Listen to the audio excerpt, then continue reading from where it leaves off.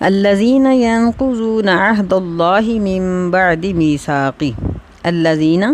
وہ لوگ، ینقضون جو توڑ دیتے ہیں، عہد اللہ اللہ کے عہد کو، عہد کا معنی عہد اور لفظ اللہ کا معنی اللہ، من بعد میثاقہ میثاق کا معنی پکا کرنا، ہی یعنی اس وعدے کو، من کا معنی سے، بعد کا معنی بعد ہوگا، یعنی اس وعدے کے پکا ہو جانے کے بعد، وَيَقْطَعُونَ مَا أَمَرَ اللَّهُ بِهِ أَن يُوصَلَ وَيُفْسِدُونَ فِي الْأَرْضِ، اور وہ قطع کرتے ہیں، یقطعون کاٹ دیتے ہیں یا قطع کرتے ہیں یا قطع تعلق کرتے ہیں، ما امر اللہ جو، ما کا معنی جو، امر اللہ حکم دیا اللہ تعالیٰ نے، ان یوصل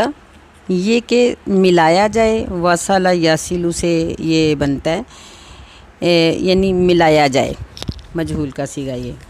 یا پھر صلہ رحمی کی جائے، وَيُفْسِدُونَ فِي الْأَرْضِ اور یفسدون وہ فساد کرتے ہیں، بگاڑ پیدا کرتے ہیں زمین میں، اولئک هم الخاسرون، اولئک یہ اسم اشارہ ہے، جمع کے لیے آتا ہے، یہ لوگ هم الخاسرون، یہ یہاں ہم کی وجہ سے یہاں تاکید آ جائے گی کہ یہی خسارہ پانے والے ہیں۔ پچھلی آیت میں اللہ تعالیٰ نے یہ ذکر فرمایا ہے کہ فاسق لوگ اس طرح کی مثالوں سے گمراہی کی طرف چلے جاتے ہیں، جبکہ اچھے لوگ وہ گمراہ نہیں ہوتے بلکہ وہ اس سے فائدہ اٹھاتے ہیں۔ تو یہاں فاسق لوگوں کی علامات بتائی گئی ہیں۔ پہلی علامت یہ بتائی گئی ہے کہ وہ اللہ کے وعدے کو توڑتے ہیں۔ یہ عہد وہ ہے جو میں نے اور آپ سب نے عالم ارواح میں اللہ تعالیٰ کے ساتھ کیا تھا، جب ہماری روحیں اللہ تعالیٰ نے پیدا کی اور اللہ تعالیٰ نے ہم سے یہ پوچھا تھا کہ الست بربکم، کیا میں تمہارا رب نہیں؟ تو ہم سب نے وہاں اس بات کا اللہ کے سامنے اقرار کیا تھا کہ کیوں نہیں، تو ہمارا رب ہے، ہم تجھے اپنا معبود سمجھتے ہیں۔ تو اللہ تعالیٰ نے فرمایا کہ تم لوگ جب دنیا میں جاؤ گے تو اس وقت میرے اس عہد کو یاد رکھو گے اور اس وعدے کو یاد کرانے کے لیے میرے انبیاء آئیں گے۔ اللہ نے اپنا وعدہ پورا فرمایا اور انبیاء علیہم السلام کا سلسلہ جاری کیا، اور ہم لوگوں کو نبیوں نے یہ بات یاد دلائی کہ ہم یہ عہد اللہ سے کر کے آئے ہیں۔ تو جو لوگ اس عہد کو توڑ دیتے ہیں، یعنی دنیا میں آ کر اللہ کی عبادت کی بجائے وہ کفر، شرک، فسق اور اس طرح کے کاموں کی اور دوسرے مذاہب کی طرف چلے جاتے ہیں، تو یہ فاسق ہیں۔ وَيَقْطَعُونَ مَا أَمَرَ اللَّهُ بِهِ أَن يُوصَلَ یہ دوسری علامت ہے کہ وہ اللہ تعالیٰ کے احکامات کو توڑ دیتے ہیں، اور اللہ نے ان پر عمل کرنے کا حکم دیا تھا لیکن وہ انکار کرتے ہیں۔ اس کا دوسرا معنی یہ ہے کہ وہ حقوق العباد کو ادا نہیں کرتے، یعنی جن لوگوں کے ساتھ صلہ رحمی کا حکم دیا گیا تھا ان کے ساتھ وہ قطع تعلق کرتے ہیں، لوگوں کے حقوق ادا نہیں کرتے۔ قرآن اور حدیث میں تمام لوگوں کے حقوق بیان کیے گئے ہیں، ماں باپ کے، اولاد کے، بیوی بچوں کے، ہمسایوں کے، راستے کے جو ساتھی ہوتے ہیں ان کے، ہر قسم کے لوگوں کے حقوق بیان کیے ہیں۔ تو وہ ان حقوق کو ادا کرنے کی بجائے قطع تعلق کرتے ہیں، ان کے حقوق تلف کر دیتے ہیں اور ان کو فائدہ پہنچانے کی بجائے نقصان کرتے ہیں۔ اور اس کی تفسیر یہ بھی ہے کہ وہ اللہ تعالیٰ کے باقی احکامات پر بھی عمل نہیں کرتے۔ تو یہ فاسقین کی دوسری علامت بتائی گئی ہے۔ وَيُفْسِدُونَ فِي الْأَرْضِ یہ تیسری علامت ہے۔ زمین میں فساد کرنا یہ بھی دو طرح کا ہے۔ ایک تو فساد سے مراد مار دھاڑ ہے، چوری چکاری، لڑائی جھگڑا، خاندانوں میں، گھروں میں، یا یعنی علاقوں میں ایسے لوگ جو امن کو تباہ کر دیتے ہیں، حکومت کے